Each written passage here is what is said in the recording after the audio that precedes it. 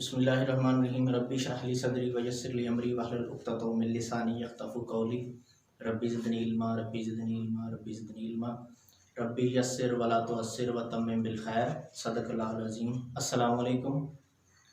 Concept digital learning के इस platform पे हम आपको दोबारा खुशामदीद कहते हैं। मेरा नाम मोहम्मद अरसलान मलिक है। इंग्लिश सीरीज़ में हमने फर्स्ट शॉर्ट स्टोरी पिछले लेक्चर में क्लियर की थी। आज हम सेकंड शॉर्ट स्टोरी पे बात करने जा रहे हैं। सेकंड शॉर्ट स्टोरी जो है वो इम्पोर्टेंट भी है हर लिहाज से। 15 शॉर्ट स्टोरीज़ हैं इस बुक में। और एक और बात आपको साथ बताता जाऊं कि जो शॉर्ट स्टोरीज़ हैं ये ऐसे ही कोई फजूल या ऐसे ही कोई बेमानी नहीं है। कोई भी चीज़ इस दुनिया में जो है वो पर्पज़लेस मीनिंगलेस नहीं होती। हर चीज़ का एक मकसद होता है, ठीक है। तो लिटरेचर का भी एक मकसद है, इसीलिए लिटरेचर को कहा जाता है literature is a mirror of life, reflection of life, itself life, second name of life. ये सारी चीज़ें लिटरेचर के बारे में कहा जाती हैं। जैसे कि लिटरेचर जो है वो हमें ज़िंदगी गुजारने का तरीका सिखाता है। असल में जब हमने किसी चीज़ को, किसी काम को, किसी काम से मना करना है तो हम आम ज़िंदगी के हालात में उनको डायरेक्ट कह देते हैं कि आप ये बेटा ये काम ना करो। बड़ा है तो आप अदब से कह देते हैं कि ऐसा ना करें, ये चीज़ गलत है। लेकिन लिटरेचर में ऐसे डायरेक्ट किसी को नहीं कहा जाता। लिटरेचर में राइटर जो है वो एक कहानी बोलता है, कहानी बनाता है, तो उसमें ये चीज़ें बताता है कि ये चीज़ अच्छी है, ये बुरी है। जैसे कि हमने फर्स्ट शॉर्ट स्टोरी में देखा, नॉर्मा का कैरेक्टर था, वो ग्रीडी थी, ठीक है ना। वो एक लालची खतून दिखाई, उसके लालच ने उसको तबाह कर दिया, उसके हस्बैंड को उससे छीन लिया, ठीक है ना। तो ये चीज़ें, ये लिटरेचर का पार्ट होता है। लिटरेचर हमें मॉरलिटी सिखाता है, ज़िंदगी गुजारने के असूल सिखाता है। यही चीज़ हम सेकंड शॉर्ट स्टोरी में भी देखेंगे। सेकंड शॉर्ट स्टोरी जो है वो क्लियरिंग इन द स्काई। इसका मतलब क्या है, इसके अंदर क्या है, ये एक मेहनत की अजमत पे कहानी है। हार्ड वर्किंग इज ए की टू सक्सेस। जो बंदा मेहनत करता है, लगातार लगा रहता है, वो कामयाब जरूर होता है, ठीक है ना। तो ये एक स्टोरी कामयाबी पे है, हार्ड वर्किंग है, फिजिकल पे है। वो बताता है कि मैंने बहुत ज़्यादा जिस्मानी मुशक्क़त की, तो लेकिन मुझे बहुत ज़्यादा जो बीमारियां थी वो उनसे मैं लड़ सका। ये सारी चीज़ें इसमें डिस्कस की जा रही हैं। 2 कैरेक्टर हैं इसमें, नंबर 1 जेस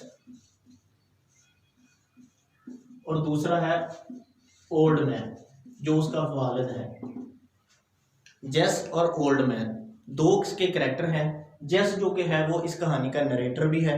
वो क्या है, वो खुद उसका राइटर भी है, नरेटर भी है, और ये उसका वालिद है। ओल्ड मैन इसका जिक्र करता है लेकिन ये उसका स्टोरी में उनके वालिद हैं, ठीक है ना। अब कहानी किस तरह से शुरू होती है कि जेस जो है वो अपने घर से अपने वालिदैन के घर में आता है, उनसे मिलने या किसी और मकसद से आता है, क्योंकि वो एरिया जो है वो सारा पहाड़ी है, बहुत ज़्यादा पहाड़ हैं, उसमें स्लिपी जगह है बहुत ज़्यादा।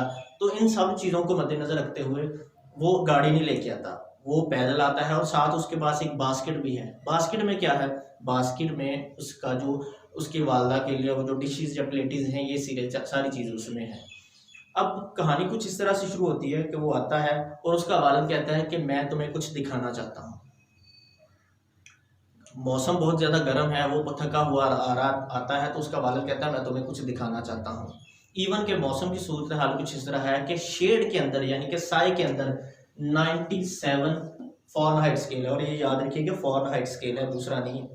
फ़ारेनहाइट स्केल है यानी कि बहुत ज़्यादा गर्मी है। प्रॉबली आप इसको कह सकते हैं कि अगर आप सेंटीग्रेड में देखेंगे तो ये 41 या 2 के करीब जहाँ तक चला जाता है। बहुत ज़्यादा गर्मी है, ठीक है। तो मौसम बहुत ज़्यादा सख्त है। उसका वालिद उसको कहता है कि मैं तुम्हें कुछ दिखाना चाहता हूँ। अब क्या दिखाना चाह रहा है उसका, वो कहता है कि अब तुम हमारे साथ चलो। वो बहाने बनाने की कोशिश करता है, कहता है कि 1-2 बातें कहता है, फिर कहता है मैं उनके सामने प्रोटेस्ट नहीं कर सकता। अब कहानी शुरू कहाँ से होती है, कहता है दिस इज द वे जेस, ये वो रास्ता है, pointing with his cane across the deep valley below us. हमारे सामने एक गहरी वादी थी जिसकी तरफ कैन की छड़ी के साथ इशारा करते हुए उसने कहा कि ये वो रास्ता है जिस पे हमने जाना है, ठीक है।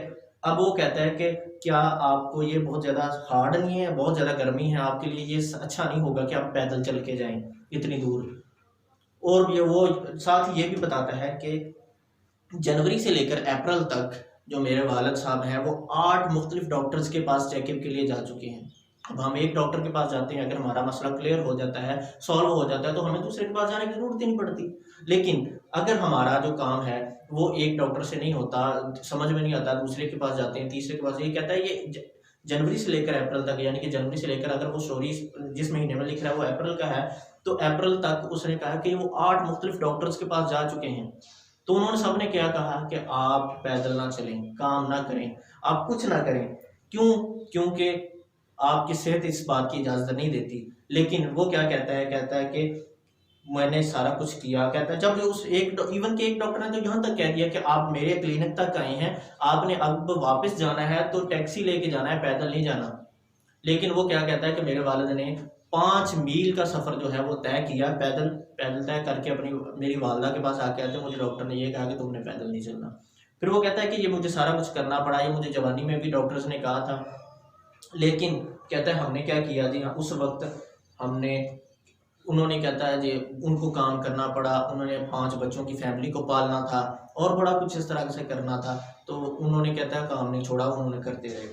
कहता है इसके दौरान जब ये इस सारी बात गुफ्तगू के दौरान I couldn't protest to him now, कहता अब मैं उनके खिलाफ जदोजहद नहीं कर सकता था, यानी कि अब मैं उनके खिलाफ नहीं जा सकता था कि मैं उनके साथ नहीं जाऊँ, मैं उनके साथ चल पड़ा। कहता है जब वो एक दफ़ा एक दो उनकी बातें बता रहा है, कहता है जब एक दफ़ा वो किसी बात का माइंड बना लेते हैं तो फिर क्या होता है, फिर वो कभी भी इससे पीछे नहीं हटते।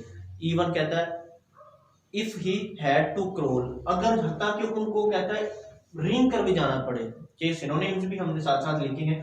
क्रॉल का मतलब होता है रिंगना किसी काम के लिए। कहता है जितना मर्जी मुश्किल काम है, एक दफ़ा डिसीजन ले लिया तो वो करना ही करना है। क्रोल है वर्ड, इसका मतलब होता है रिंगना, इसका हमने सिनोनिम देखा है, इसका क्लीप इसका सिनोनिम होता है, इसका मतलब भी होता है रिंग के चलना, रिंग के जाना। क्रॉलिंग हम आमतौर पर बच्चे जब छोटे छोटे बच्चे जब चल रहे होते हैं, वो चल नहीं होते, तो उसको कहते हैं ये क्रॉलिंग कर रहा है, तो इसका मतलब भी यही क्रॉलिंग होता है। कहता है कोई भी काम हो, हत्ता कि बहुत ज़्यादा गर्मी हो, बहुत ज़्यादा सर्दी हो, जब एक दफ़ा डिसीजन ले लिया तो फिर ले लिया, काम करना ही करना। कहता है गर्मी की इंतहा इतनी हो कि 97 फॉरहाइट स्केल हो, तब भी सर्दी -16 हो, तब भी कहता जो इन्होंने एक दफ़ा फैसला कर लिया वो करना ही करना है। कहता है हम दोनों एक रास्ते पे चल पड़े। रास्ता जो था वो 2 वादियों के दरमियान छोटा सा रास्ता था, जिसको आमतौर पर हम उर्दू में पगडंडी वगैरह कह देते हैं। उस पर कहता हम चलने शुरू हो गए।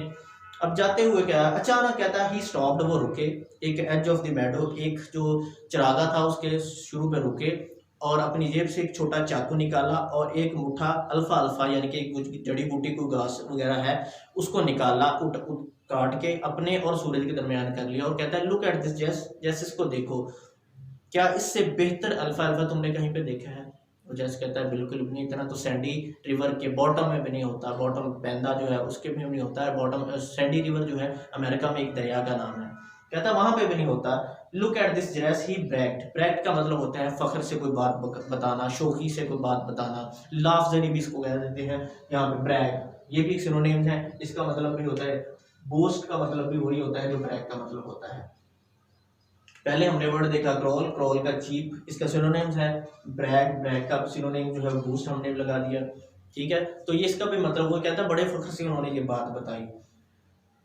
इसके बाद कहता है हम थोड़ा सा आगे गए, कहता है ये जेस अब उसको जो है बूढ़ा आदमी है वो अपने बेटे जेस को बताता है, कहता है आई लाइक दीज वुड्स, मुझे ये जंगलात बड़े पसंद हैं। तुम्हें याद है, अब उनको उसको याद करवाने की कोशिश कर रहा है बचपन की बातें। कहता है जब तुम्हें याद है कि जब हम यहाँ पे आया करते थे तो यहाँ पे जो हिकरीज के जो दरख्त हैं, यानी कि जो अमेरिकन अखरोट के दरख्त हैं, वो क्या थे, वो उनके जो गिलहरियाँ चढ़ती थी उनके खौल गिरते थे। फिर अगस्त और अक्टूबर में क्या होता था, उनके जो पत्ते थे वो येलो कलर के हो जाते थे। वो जो येलो कलर जब हवा चलती थी वो पत्ते इस तरह गिरते थे जैसे येलो कलर की बारिश हो रही है। फिर कहता है जब जो इधर यहाँ पे खरगोश हैं वो बड़े हो जाते थे तो फिर हमारे जो 2 शिकारी कुत्ते थे वो क्या करते थे, वो रैग्स एंड स्पॉट उनका नाम है, कहता है ये आते थे और उनको वो सर्कल में घुमाते थे, उनको घेर लेते थे।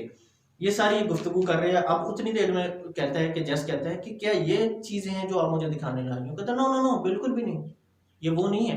ये बात कहने के दौरान उन्होंने अगली पहाड़ी पर चढ़ना शुरू कर दिया। एक बात जरा गौर कीजिएगा, एक पहाड़ी होती है ये वाली आमतौर पर जिसपे आसानी से चढ़ा जा सकता है, एक ये वाली है जो स्टीप सीधी है। अब यहाँ पे वो जहां तक पहुंच गया है, अब आगे यहाँ पे जो नहीं चलने वाली है ना वो बिल्कुल स्ट्रेट है, सीधी है।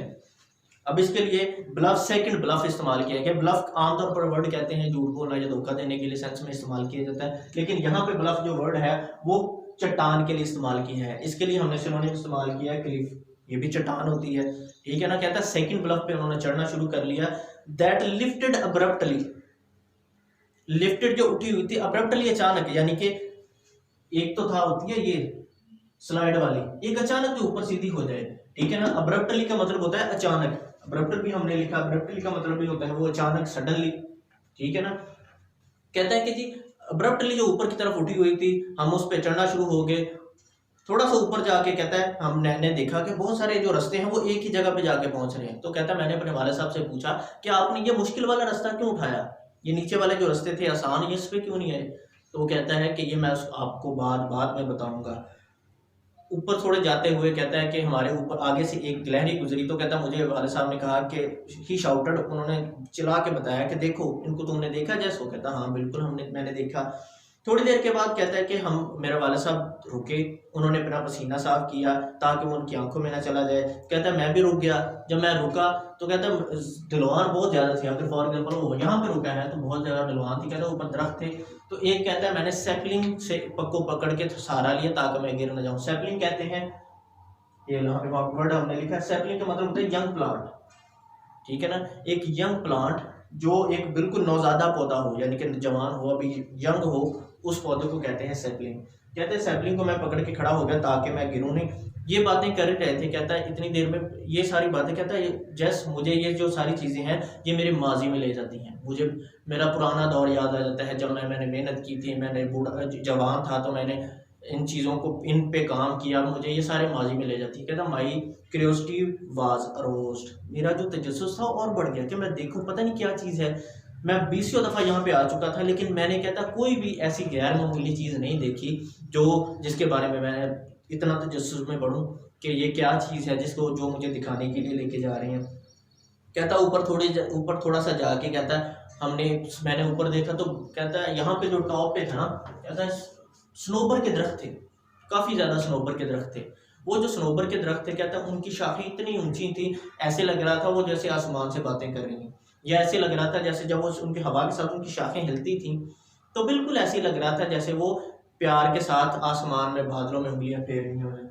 फाउंडल का वर्ड भी इस्तेमाल किया है। फाउंडल का मतलब होता है केयरस, प्यार से, ठीक है। टचिंग विद लव, किसी चीज़ को प्यार से टच करना, इसके लिए भी इस्तेमाल किया जाता है। ये भी हमने फ्लैट जो हमने पढ़ा था, ये सीधी फ्लैट जो थी इसके लिए हमने वर्ड इस्तेमाल किया प्लेन, ठीक है ना। वो सीधी तौर थी, बिल्कुल भी किसी किस्म का ये नहीं था कि वो थोड़ा सा आराम से बंदा चल सके, वो सीधी स्ट्रेट जो थी पहाड़ी थी, उसके बारे में बात हो रही है।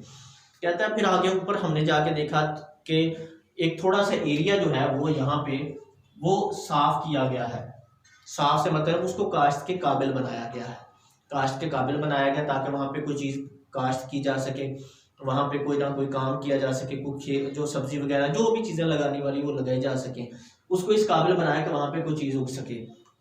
अब वो बूढ़ा आदमी बताता है कि जब ये मैंने लिया था तो लोग मुझे कहते थे कि ये जो है ये तुम अपनी फैमिली के साथ इस पे काम करके अपने आप को तबाह कर लोगे, बर्बाद कर लोगे, हत्ता कि तुम अपने फैमिली के लिए यहाँ से कोई कुछ कमा भी नहीं सकते, ये इतनी बंजर ज़मीन थी। कहता अब मैंने मुझे एक और बात यहाँ पे जो हम पीछे करना भूल गए, कहता है it took me 30 years to improve, मुझे इसको बेहतर बनाने में 30 साल लग गए। ये बात आपने याद रखनी है क्योंकि ये क्वेश्चन भी है। 30 साल लग गए उसको ये बनाने में, बेहतर करने में, उस जमीन को बेहतर करने में। कहता ऊपर जाकर देखा तो एक जमीन का टुकड़ा था जिसको साफ किया गया था, उसके गिर्द एक बाड़ भी लगाई थी। बाड़ कहते हैं, फेंस भी इसको कहते हैं, बैरियर भी इसको कहते हैं। कहता है who did this I asked, मैंने पूछा, जस्ट कह रहा है, कहता मैंने ऊपर जाकर पूछा कि ये किसने की है, किसने इसको क्लीन किया है, साफ किया, और किसने इसको फेंस किया है, यानी किसने इसको बॉर्डर लगाया। कहता मैंने किया है ताकि स्ट्रे कैटल जो है, स्ट्रे कैटल कहते हैं आवारा गर्द जो जानवर फिर रहे होते हैं, कहता है कोई आवारा जानवर जो है वो इसके अंदर ना आ सके। कहता है मैंने देखा एक बड़ी ज़बरदस्त किस्म की एक जगह थी, साफ़ की हुई थी, उस पर काश्त की हुआ था।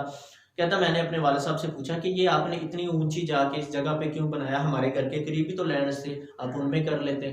कहता नहीं, कहता मैंने बहुत सारी इकसाम की ज़मीनों पे काम किया हुआ है, बहुत ज़्यादा कुछ मैंने अपनी ज़िंदगी में मेहनत की हुई है, लेकिन इससे बेहतर ज़मीन जो थी वो मैंने कहीं पे भी नहीं देखी। उसको वो उठाता है, उसको अपने नाक के करीब लेके जाता है, सूंघता है, कहता है बहुत अच्छी खुशबू है, तारीफ़ करता है। अब ये उसकी असल में जो हम कह सकते हैं कि ये उस मिट्टी की खुशबू नहीं, उसमें उसकी मेहनत की खुशबू आ रही है जो उसको, क्योंकि उसने उस पर बहुत ज़्यादा काम किया है।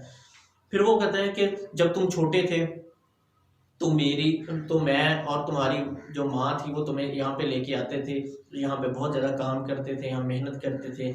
हमने बहुत ज़्यादा मेहनत करने के बाद इस पे हमने बहुत ज़्यादा काम किया, इसको काश्त के काबिल बनाया, ठीक है ना। कहता है यही जो तुम अब पूछ रहे हो कि तुम आपने इतनी ऊपर जाके जगह क्यों खरीदी या बनाई। कहता है your mother thinks this same thing, तुम्हारी माँ भी यही सोचती थी, लेकिन मैंने उसको बताया। कहता मुझे डॉक्टर्स ने जवाब दे दिए थे, इवन कि एक डॉक्टर ने तो यहाँ तक कह दिया कि आपके पास 3-4 दिन है। आप खुद सोचें कि एक बंदा जिसको डॉक्टर ने कह दिया कि आपके पास 4 या 5 दिन है या हफ्ता है जीने के लिए, तो उसकी मेंटली सिचुएशन क्या होगी। लेकिन उसने बिल्कुल भी हार नहीं मानी। कहता है मैंने, अगर डॉक्टर सच कहते हैं तो मैंने मौत को बहुत ज़्यादा दफ़ा धोखा दिया या चकमा दिया, इस तरह कह सकते हैं। तो कहता है कि जी, इसके बाद कहता है जी कि हम आगे, कहता है हमने वहाँ पे देखा बहुत सारी चीज़ें इवन उगाए हुए थे। कहता बहुत जल्दी यहाँ पे टमाटोज, पोटैटोज, इस तरह की चीज़ें उगेंगी। इन सारी चीज़ों के बाद वो कहता है कि मैंने उनसे पूछा कि आपने कहा था, एक लास्ट पे बात उन्होंने उसने पूछी, उसने कहा कि आपने कहा था कि आप बहुत सारे रास्ते थे इसको चढ़ने के लिए, आपने ये वाला जो था मुश्किल वाला वो क्यों इख्तियार किया।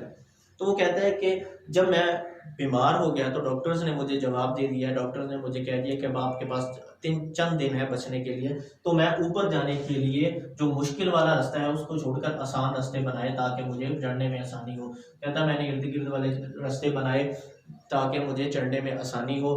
कहता मैं हर दफ़ा जब एक दफ़ा चढ़ता था तो मुझे आसानी पे लगती थी, जब मेरी सेहत बेहतर होगी तो मैंने ज़रा उससे मुश्किल रास्ते इख्तियार करने शुरू कर दिए। अब कहता मैं यहाँ से आया हूँ, कहता अब हम वापसी जाएंगे, जो नया रास्ता जो है लंबे वाला रास्ता है वहां से जाएंगे।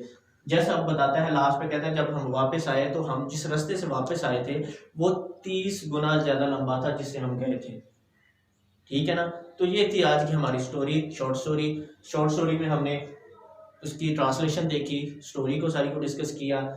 आज इसके सिनोनिम्स देखे। सिनोनिम्स में सबसे पहले हमने क्रॉल वर्ड पढ़ा। क्रॉल का मतलब होता है रेंगना, रेंग के चलना। क्रीप, क्रीप का मतलब भी होता है, वही होता है, इसका सिनोनिम्स है। ब्रैग, ब्रैग का मतलब भी होता है लाफजनी करना, शोखी मारना, या इस तरह कह सकते हैं फख्र से कोई बात बताना। तो बूस्ट का भी मतलब वही होता है, ब्लफ चट्टान को कहते हैं, और क्लिफ का मतलब भी चट्टान होता है। अब्रप्टली का मतलब अचानक, सडनली का मतलब भी अचानक होता है। ये दोनों सिनोनिम्स हैं। फ्लैट, कोई चीज सीधी, ठीक है। चटियल मिजाज जिसको कह सकते हैं प्लेन, ये भी वही है। फाउंडर, फाउंडर का मतलब प्यार से किसी चीज को टच करना। केरस भी प्यार होता है। सैपलिंग, सैपलिंग कहते हैं किसी यंग पौधे को, ठीक है। इसके बाद फेंस कहते हैं बाड़ लगाना, बैरियर। तो ये तो थी हमारी आज की शॉर्ट स्टोरी सेकंड। अगर इसमें से कोई बात जो आपको बात समझ ना आई हो, क्योंकि हमने short story word to word हम ट्रांसलेशन करना ऑनलाइन ज़रा मुश्किल होता है या वीडियो लेक्चर में ज़रा मुश्किल होता है, तो इसलिए मैंने ज़रा इसको शॉर्ट स्टोरी को ज़रा शॉर्ट करके इसकी ज़रा स्टोरी पे ही फोकस किया है, ठीक है। और अगर कोई बात जिसका आपके मतलब कोई क्वेश्चन हो तो आप नीचे कमेंट में पूछ सकते हैं। मुझे इजाज़त दीजिए। अल्लाह हाफिज़।